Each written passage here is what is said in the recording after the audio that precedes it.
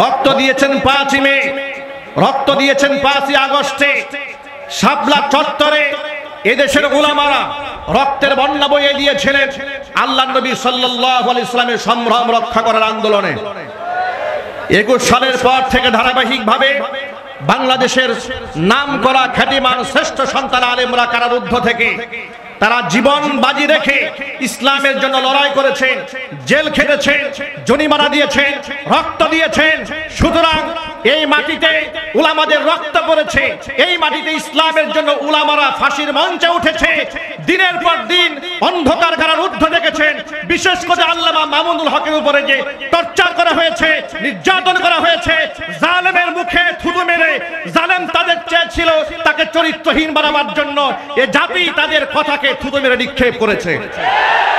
যার দ্বারা মামুনুল হক যেখানে যাচ্ছে গণজোয়ার সৃষ্টি হচ্ছে। মামুনুল হককে বলবো, ভয় নেই আপনার, এগিয়ে চলুন খেলাফত প্রতিষ্ঠান আন্দোলনে। এদেশের মুসলমানেরা রক্ত দিয়ে আপনার পেছনে খেলাফতের জন্য ঝাঁপিয়ে পড়বে। বাংলাদেশ খেলাফত মজলিস গাজীপুর জেলা এবং মহানগর কর্তৃক আয়োজিত আজকের এই গণসমাবেশের সম্মানিত সভাপতি, সম্মানিত প্রধান অতিথি, সম্মানিত বিশেষ অতিথিবৃন্দ, আজকে বাংলাদেশ দ্বিতীয়বারের মতো স্বাধীন হওয়ার পরে গাজীপুর জেলা ঈদগাহ ময়দানে রাজবাড়ির এই মাঠে হাজার হাজার মানুষের উপস্থিতি প্রমাণ করে এই দেশ যদিও বিগত জীবনে একবার স্বাধীন হয়েছিল, কিন্তু ইসলাম পন্থীদের জন্য এই দেশ স্বাধীন ছিল না। এই মাঠের এই দৃশ্য দেখে আজকে আপনাদেরকে স্মৃতিচারণ করিয়ে দেই। নবী করিম সাল্লাল্লাহু আলাইহি ওয়াসাল্লাম শেষ নবী, তিনি খাতামুন নবিয়্যিন। তারপরে কোনো নবী নেই, তারপরে কোনো রাসূল নেই।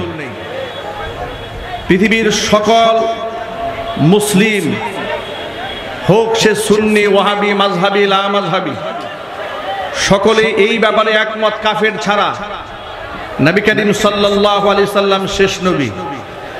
খাতমে নবুওয়াতের সেই আন্দোলনকে বাংলাদেশে প্রতিষ্ঠা করার লক্ষ্যে গাজীপুর জেলা এবং মহানগরের দায়িত্বশীল সর্বস্তরের উলামারা সিদ্ধান্ত কল্পে এই সেই রাজবাড়ির মাঠ, যে মাঠে তারা প্রোগ্রাম করতে চেয়েছিলেন, স্বৈরাচারীর আমলে নবী করিম সাল্লাল্লাহু আলাইহি সাল্লামের সম্মান রক্ষায় উলামাদেরকে সেই প্রোগ্রাম করতে দেওয়া হয় নাই। চান্দনা চৌরাস্তার মাঠে বাধ্যতামূলক উলামায়ে কেরাম সে প্রোগ্রাম আঞ্জাম দিয়েছিলেন। আমি আমার ভাষায় বলি, স্বৈরাচারী শেখ হাসিনা শুধুমাত্র স্বৈরাচারী আর জালেম ছিলেন না, তিনি প্রচন্ড আকারে ইসলাম বিদ্বেষী ছিলেন। তিনি 90-এর দশকে ক্ষমতায় এসে 96-তে ইসলাম বিদ্বেষ প্রকাশ করেছিলেন কুকুরের মাথায় টুপি দিয়ে। শেখুল হাদিস আল্লামা আজিজুল হক রহমাতুল্লাহি আলাইহিকে কারাগারে বন্দী করেছিলেন। মুফতি আমিনী রহমাতুল্লাহি আলাইহিকে কারাগারে বন্দী করে রিমান্ডে নিয়ে টর্চার করে ক্ষত বিক্ষত করেছিলেন। জীবনের শেষ মুহূর্ত পর্যন্ত তাকে গৃহবন্দী করে রাখা হয়েছিল। বাংলাদেশের মাটি ইসলাম এবং খেলাফত প্রতিষ্ঠার জন্য এক উর্বর ঘাঁটি।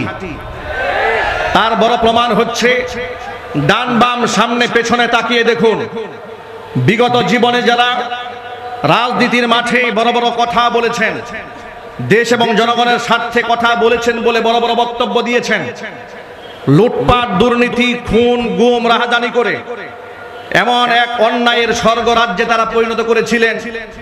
অবস্থা এমন হয়েছে, ক্ষমতা চলে যাওয়ার পরে অবস্থা এমন হয়েছে, আমি ওই দলের নেতা কিংবা কর্মী পরিচয় দেওয়ার সাহস কারো ছিল না। এই দেশ ইসলাম পন্থীদের জন্য উর্বর ভূমি। তার বড় প্রমাণ হচ্ছে, বিগত জীবনে যারা এই মাঠে রাজনীতির প্রোগ্রাম করেছেন, এমন গণজমায়েত করতে গেলে লাখ লাখ কোটি কোটি টাকা খরচ করেও এর তারা 50 ভাগের 1 ভাগ লোক জমা করতে পারে নাই। ভাড়াটিয়া, কুলি মজুর, ঠেলাওয়ালা, দিন মজুর কিংবা রাস্তায় টুকা এবং সন্ত্রাস গুন্ডা বাহিনী দিয়ে রাজপথে মিছিল করিয়ে নিজেদের জনপ্রিয়তা প্রমাণ করার চেষ্টা করানো হয়েছে। বাংলাদেশ ইসলামের জন্য উর্বর ভূমি, তার বড় প্রমাণ হচ্ছে আজকে রাজবাড়ির এই মাঠে গাজীপুর জেলা এবং পার্শ্ববর্তী এলাকার টুকাই লোকেরা কিংবা সন্ত্রাস গুন্ডা চান্দাবাজ লোকেরা আসে নাই। জেলার শ্রেষ্ঠ সন্তান উলামারা বিনা টাকা খরচ করে বরং নিজের পকেটের টাকা খরচ করে প্রমাণ করে দিয়েছে এ মাটি ইসলামের জন্য উর্বর ঘাঁটি।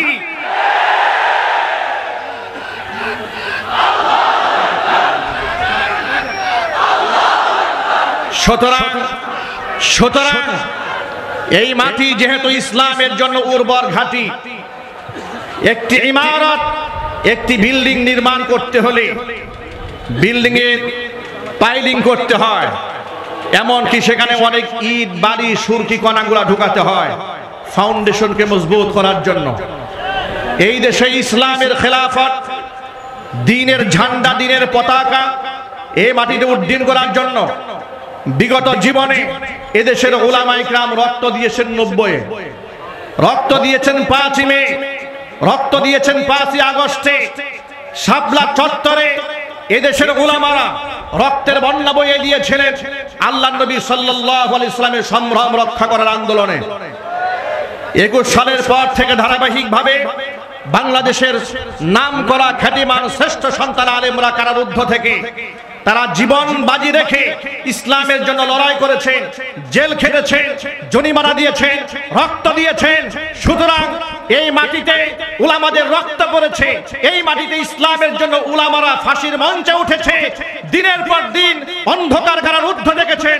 বিশেষ করে আল্লামা মামুনুল হকের উপরে যে টর্চার করা হয়েছে, নির্যাতন করা হয়েছে, জালেমের মুখে থুতু মেরে জালেম তাদের চেয়েছিল তাকে চরিত্রহীন বানাবার জন্য, এ জাতি তাদের কথাকে থুতু মেরে নিক্ষেপ করেছে। যার দ্বারা মামুনুল হক যেখানে যাচ্ছে গণজোয়ার সৃষ্টি হচ্ছে। মামুনুল হককে বলবো, ভয় নেই আপনার, এগিয়ে চলুন খেলাফত প্রতিষ্ঠান আন্দোলনে। এদেশের মুসলমানেরা রক্ত দিয়ে আপনার পেছনে খেলাফতের জন্য ঝাঁপিয়ে পড়বে। আল্লাহ পাক এদেশের সকল শ্রেণীর মুসলমানদেরকে ঐক্যবদ্ধ হয়ে খেলাফত কায়েমের জন্য কবুল করুন। ওমা তৌফিকি ইল্লা বিল্লাহ, আলাইহি তাওয়াক্কালতু ওয়া ইলাইহি